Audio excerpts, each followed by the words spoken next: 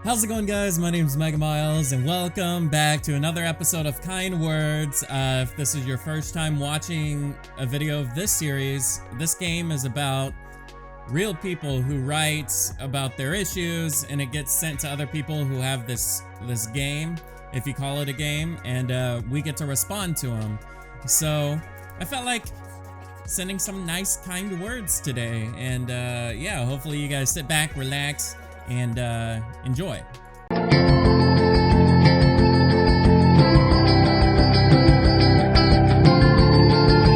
Don't forget to subscribe, guys. It means so much. Thanks. Alright, M says, trigger warning, it's about suicide for you guys as well. I'm realizing that I'm so panicky / obsessive about taking care of people is partially because a friend of mine more or less killed herself when I was 11. It's affected me a lot more than I thought it did. I don't know what to think or do about that. So, to tell you guys a short story that's like really close to my heart, and I'm giving you guys a summarized version. A friend of mine was driving home drunk, and she used to always call me on the way home and talk to me.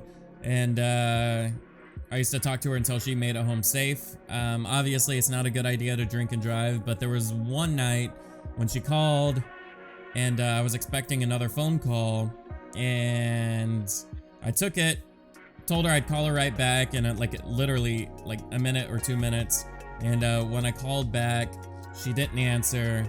Tried calling again, no answer. So long story short, when I took that second call, she had actually like crashed her car and died. And so like even to this day, I think to myself, like, what if I didn't take that call? And there's a lot of like, it's hard. So applying it to here, because this isn't about my story, because that happened in my past, I've been so protective over people who drink and drive more than I normally would, especially women. And some girls, like if I went out on a date, you know, like, and they drink and like they're wanting to go drive, I'm like, you know, like, hey, let me take you, or like, and they get kind of like, some of them get awkward, but I'm like, yeah, you don't get it. So I'm gonna reply with this. Sorry for the rant. I tried to keep it as short as possible, but so yeah. I said, I have the exact same protectiveness, but mine happens when people drink and drive. Why? A close friend of mine died years ago right after I let her go on the phone. She talked to me as she drove home after the bar. To this day, I'm so protective when others want to do the same. So, there's nothing wrong with your thoughts. However, you have to realize that you can't control people. You can only help the best you can, because you never know when a small action like staying on the phone a little longer could save a life. Yeah. So, I've always struggled with that. I still like think to this day, but you know, like if I had stayed on the phone, I would have never known what was at stake. So, like, I know it's not my fault, but yeah. Alright, so P says, so I message my crush almost daily.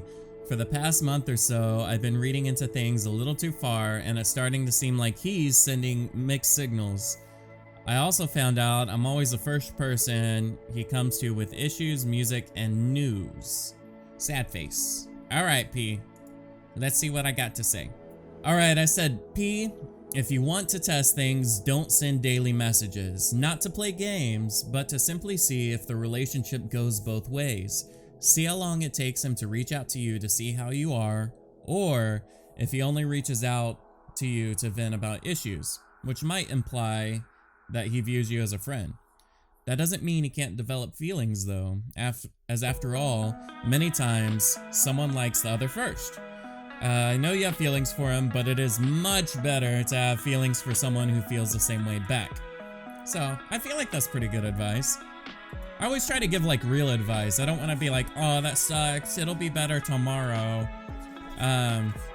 Which actually sometimes can like can backfire, because I've been in positions with friends or like girlfriends or whatever where like I give them real advice and it's like they didn't ask for it. I'm like, oh, my bad. I'll shut up now.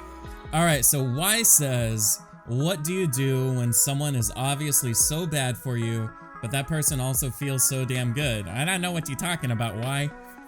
Like, I shouldn't be addicted to this one guy I met, but he makes me feel amazing. But he is so bad for me, and my friends hate him. Ugh. All right, so I've got like the perfect response for this. All right, I said, why? Well, if you realize it or not, you've made the first step in realizing that this person is bad for you. All people share something. They get comfortable with a routine, and in your case, the one that feels good. For me, I stop things cold turkey, and after a week or two, you will realize that you aren't truly addicted/dependent. I recently did this with a group of rather toxic friends, but I was out of town so I couldn't see them. After a week or so, I had no desire to follow the same routine. Distract yourself and do the same. I think that's like, it applies to so many different things. Like if you're eating junk food, like Cokes. If you drink Cokes and you want to stop drinking Cokes, just do it for a week. I know it's hard, but then you go try like a Coke and it tastes disgusting. It's just weird how it works. So yeah. All right, so that's 3 letters, right? So we'll do 2 more. All right, so it actually took me a while to find one that I could respond to. A lot of them are like just stating like I'm not happy right now. So this one, Q says, so I just had an exam today and I think I failed. We've all been there.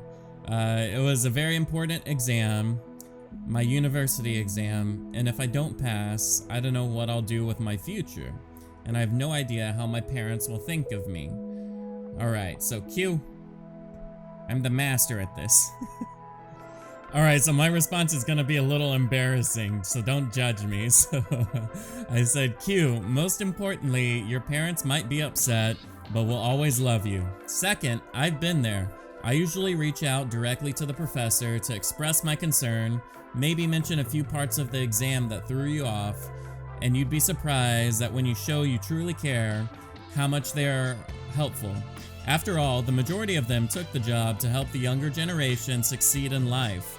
They aren't out to fail everyone, or anyone. So one time, I averaged like a 40 for the semester and the professor gave me a B. Good luck. But it was like an insanely difficult course that virtually everyone failed. And yeah, I think it was like a huge curve. So, but it was stressful, just like Q is. Like when you're like, you get your exam back and you have like a 20 or a 30, you're like, holy crap, I studied for hours. And then you stress about like getting your degree and stuff. All right, I finally found the 5th one. There's a lot of like random ones in here today. So N says, well, I finally cut ties with a person that was incredibly toxic for my mental well-being. Feeling pretty bad about it right now, just praying it'll be good in the long run. The worst part is I can barely imagine my life without this person. All right, N, I got you. Alright, so I said, I've been there. I always trick my mind into realizing that while I feel crappy about it now, I know a month or so later, depending on the situation of course, I'll look back and be so happy about it all. For example, one of my exes, it was pretty difficult to truly cut her off, but I knew it was the best decision for me. For a long time I had felt bad for her and stayed around, but then I realized I needed to care about myself more in that situation. That moment of clarity made me make the decision you did. Stick to it, it is the right one, and we'll get better. So yeah, we'll send this one off. That was 5 unless I miscounted. Yeah guys, that was another episode of Kind Words. I love doing these. The only thing is like it's really hit or miss if we get like some sincere, like some people on here are asking about like what video game should I play and stuff, which is fine. It doesn't bother me, but it's so much more rewarding when you come on here and you're able to like, you feel like hopefully your advice is impacting someone else in a positive way, which like I really enjoy doing that. So hopefully you enjoyed listening and reading, and yeah, hopefully you enjoyed the episode. So if you did, leave that like, comment, share, and subscribe. Either way, do all that jazz. Yeah, I forgot my outro. Whatever. I'll see you guys in the next one.